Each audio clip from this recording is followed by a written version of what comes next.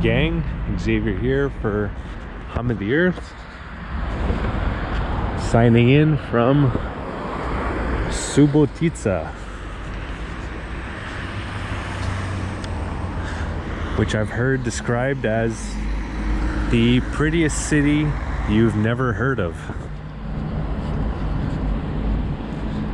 Now you might be thinking, yeah, I've never heard of it, but it doesn't seem like that pretty of a city. Well, let's head to the historic district and maybe that'll change your mind.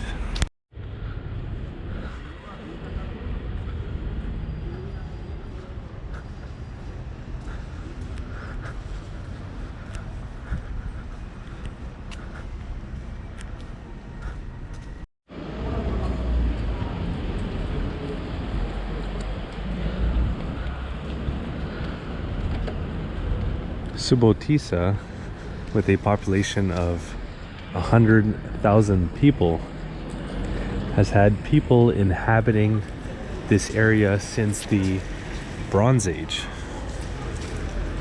And there have been settlements here, or believed to have been settlements here, as far back as 3,000 years ago.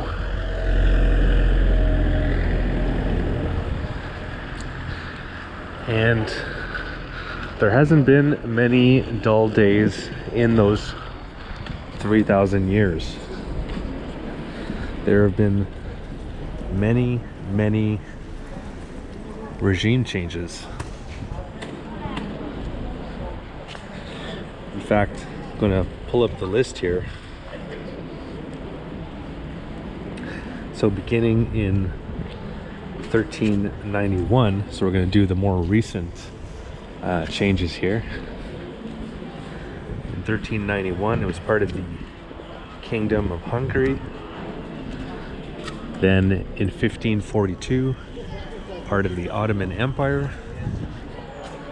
And then in 1686, part of the Habsburg monarchy. And then in 1804, part of the Austrian Empire.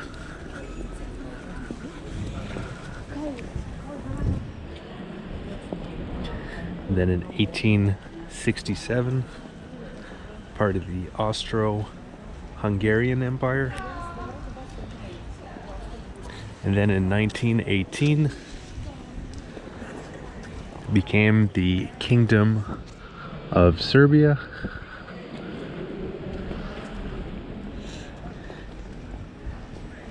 And then after that became the Kingdom of Yugoslavia. Yugoslavia being an amalgamation of Baltic countries that joined together. These countries being Croatia, Slovenia, Bosnia and Herzegovina, Montenegro, Macedonia, and Kosovo. At least those are what those countries are all called today, after Yugoslavia separated. So after the original Kingdom of Yugoslavia, it went back to Subotica, that is, being back part of the Kingdom of Hungary. And then in 1944, back to being Yugoslavia.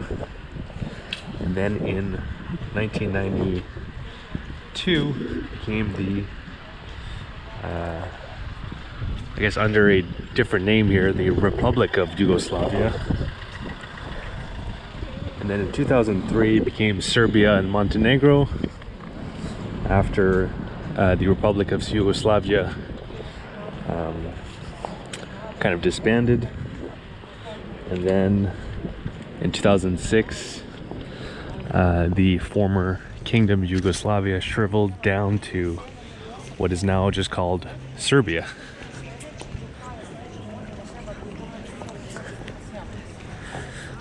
So all of these events here, well, the majority of them did not happen peacefully. There was a lot of wars in Serbia's history.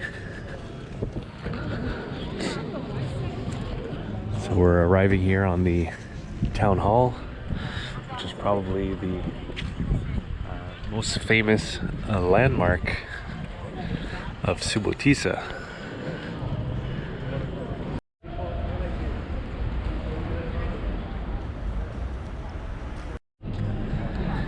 And in front of that we have another important building, the National Theater.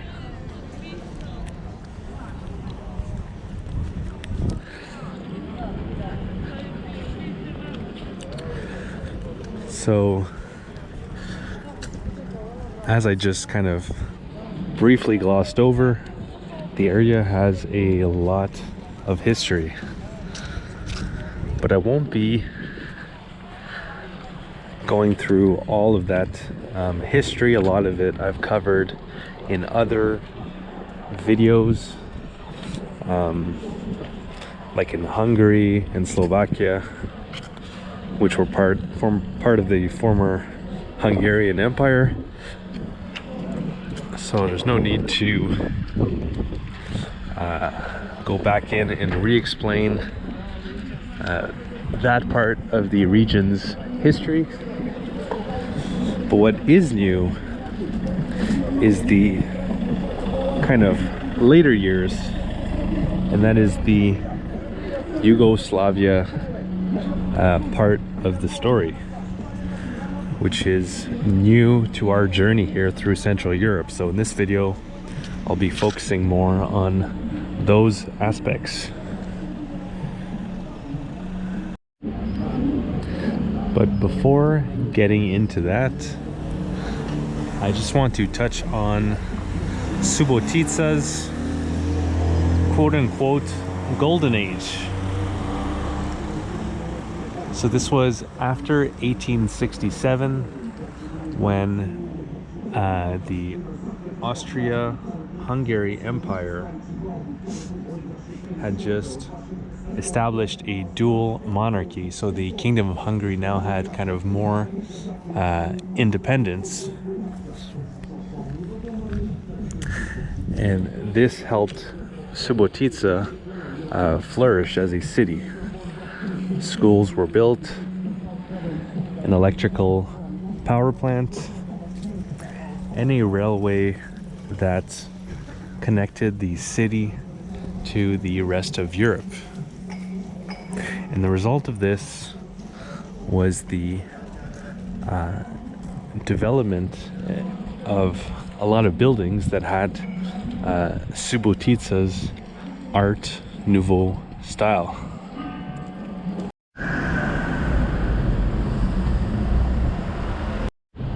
One of the city's highlights of this Art Nouveau style is the Artistic Encounters building that we're looking at,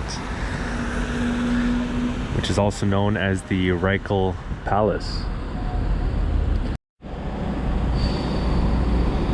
Subotica's synagogue,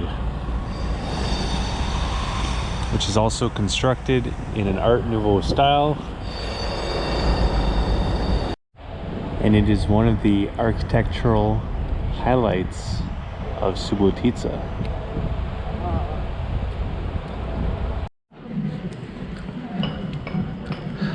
So Subotica was part of the Austria-Hungary Empire until the aftermath of World War I,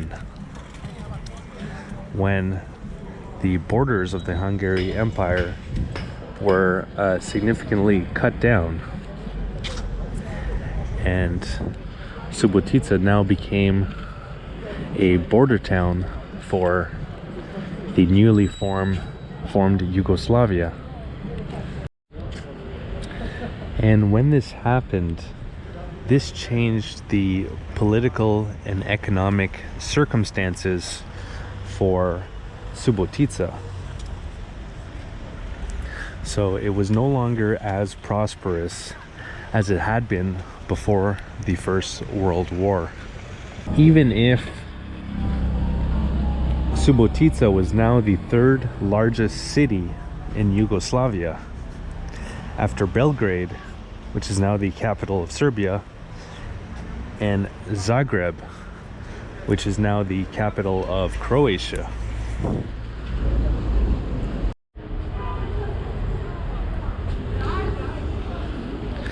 And then in 1941, so during the Second World War, the Axis power, specifically Hungarian troops, occupied Subotica once again and claimed it now again as part of Hungary.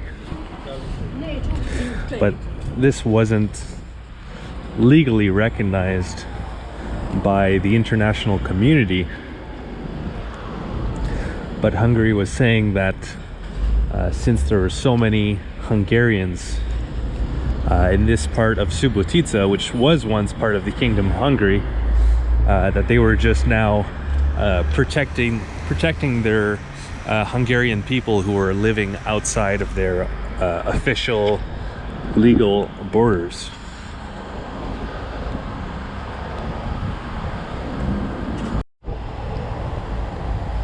Prior to World War II, there were about 6,000 Jewish people living in Subotica, but throughout the war, many fled. Those who were lucky enough to flee, and then many were deported to concentration camps, the majority of which going to Auschwitz.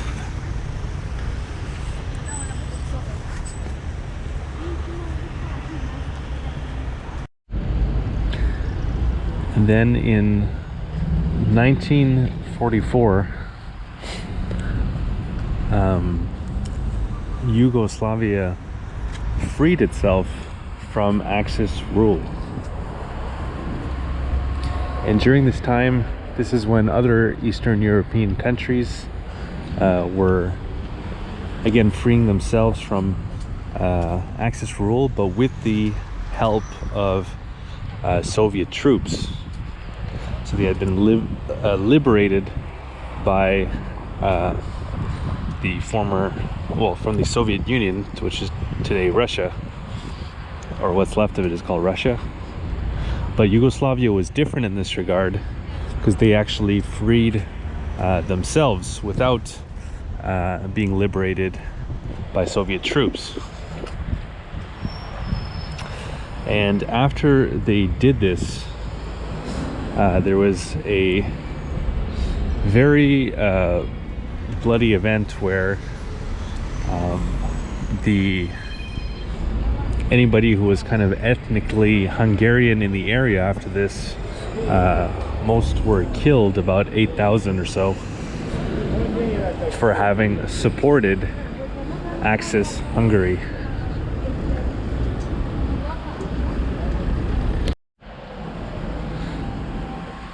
But unfortunately, this wasn't the end of ethnic related violence for Yugoslavia. So Yugoslavia, like I mentioned, was an amalgamation of a few Baltic countries, but all of these Baltic countries kind of had different people of different ethnicities and cultures and way of living and ideologies. But it was the ruler Tito who did kind of a miraculous job of bringing all of these people together. But after he died, then all of these different republics felt it was time to separate because of their differences. And this led to a lot of violence during the separation, in order to separate.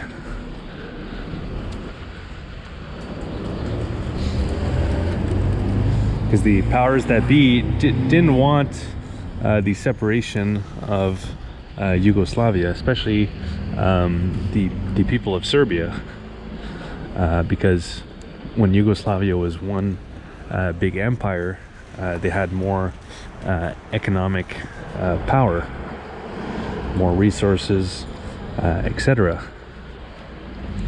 So when other countries wanted to leave, and then kind of the center, the heart of Yugoslavia, and the authorities didn't want that, then that's where the conflict arose from.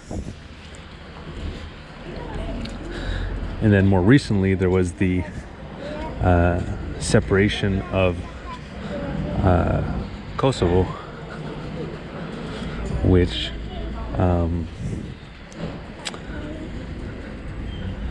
many Serbians still consider Kosovo as being part of Yugoslavia, or even if they do recognize that it's kind of separated now, they wouldn't like it to be that way. In fact, I was talking to a Serbian this morning. He was kind of recalling that things were way better, and during Yugoslavian times, that since then economically things have taken a downturn, but that things are slowly getting better for Serbia in general.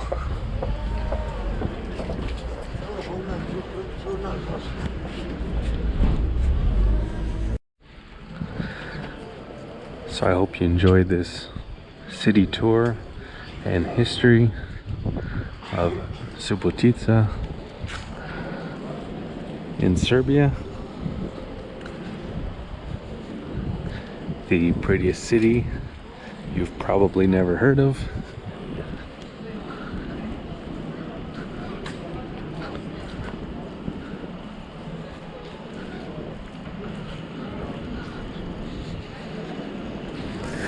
And maybe even enjoyed or learned a thing or two from my kind of overview of Yugoslavian history. It's possible that if you're searching for this video, you're already aware of that history and you just wanted to see Subotica specifically, but for those following the channel from before, this is our first video of a city in Serbia, so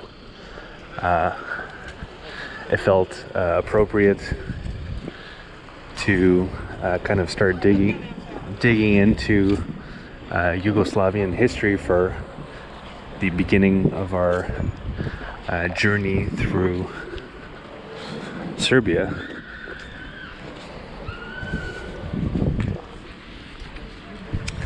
And that journey is me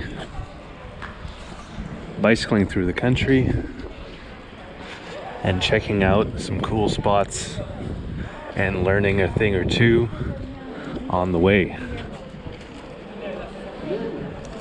And I'm pretty excited for this rest of the journey. We'll be checking out some other cities like Belgrade and many more that I can't really exactly remember their names well enough to pronounce them right now, but I hear good things, so pretty excited for that. And this was all part of a larger journey bicycling through Central and Eastern Europe.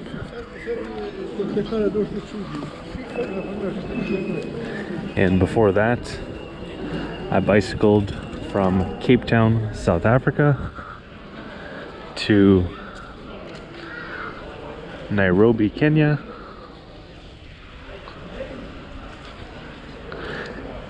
so bicycling through half of Africa. And before that, I bicycled from Canada, where I'm from, to southern Patagonia in Argentina. And all those videos are available on this same YouTube channel, Hum of the Earth.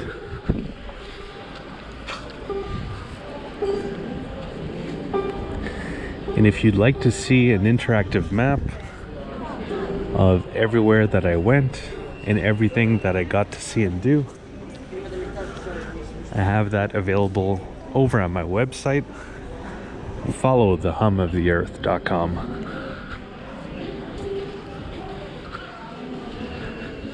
where you can click on the different locations and see the various blog posts and videos that I've made of these places.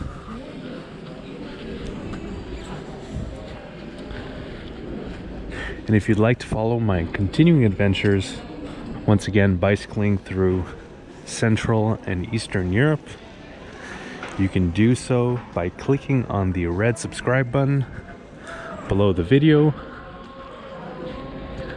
and then clicking on the bell to be notified when new videos come out.